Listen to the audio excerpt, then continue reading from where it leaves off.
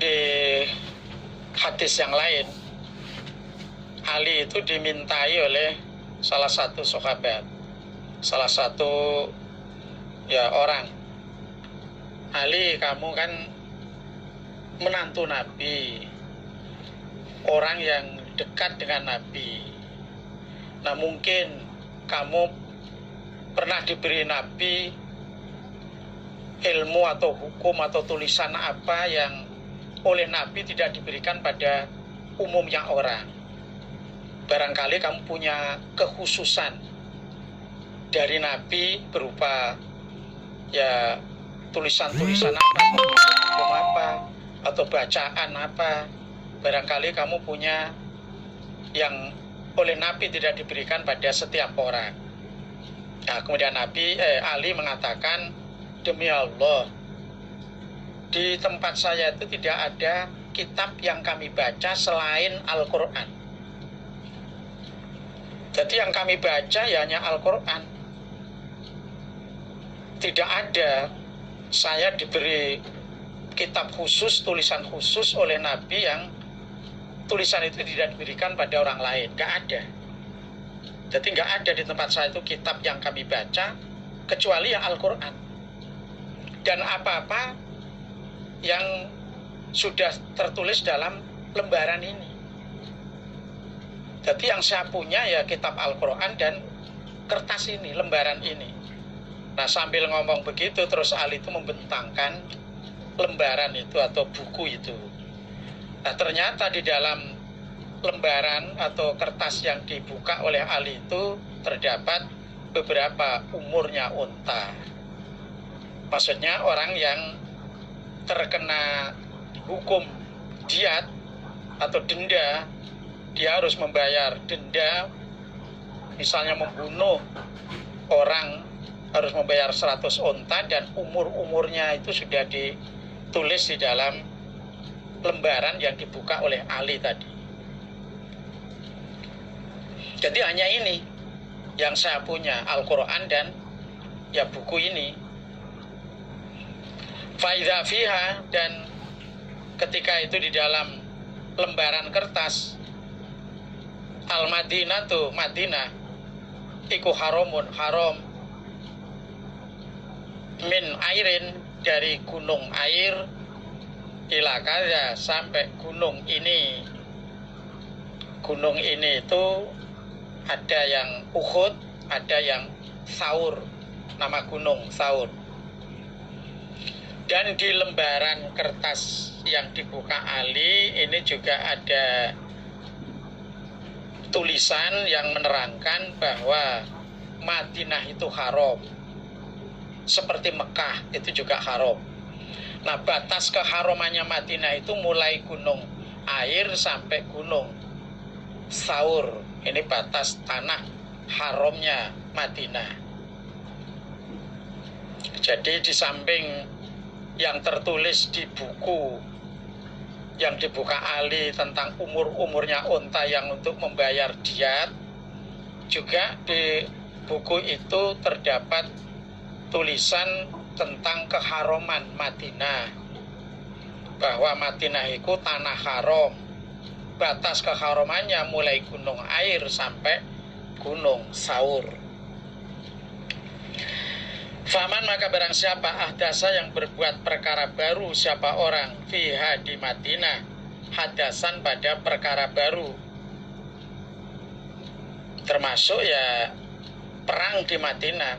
Kan Madinah itu tanah haram, tidak boleh untuk ajang peperangan. Lah kok ada orang yang berbuat perkara baru, berarti membolehkan perang di Madinah.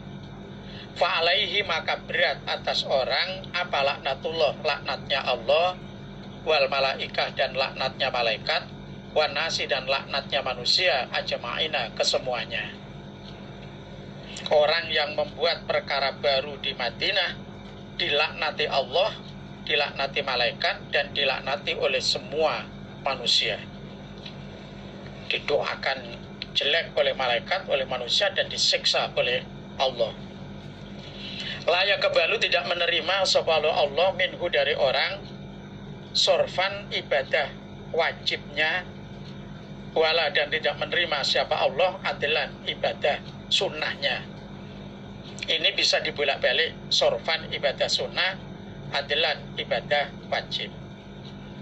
Di samping dilaknati oleh Allah, malaikat dan semua manusia, dan ibadahnya orang itu tidak diterima, baik ibadah wajib maupun ibadah sunnahnya. Faidha fihi, maka ketika itu di dalam lembaran atau lembaran kertas buku, zimmatul muslimin, tanggungannya orang-orang Islam, iku wahidun, sama, satu maksudnya sama, yas'a berlaku dia dengan tanggungan siapa adnahum, lebih rendahnya mereka orang Islam.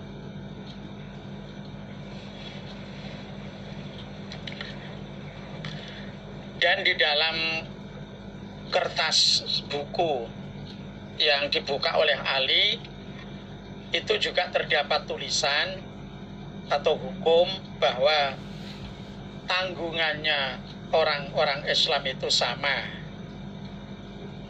Tanggungan itu juga berlaku bagi orang Islam yang paling rendah. Bahkan sekalipun yang membuat jaminan itu perempuan. Jadi misalnya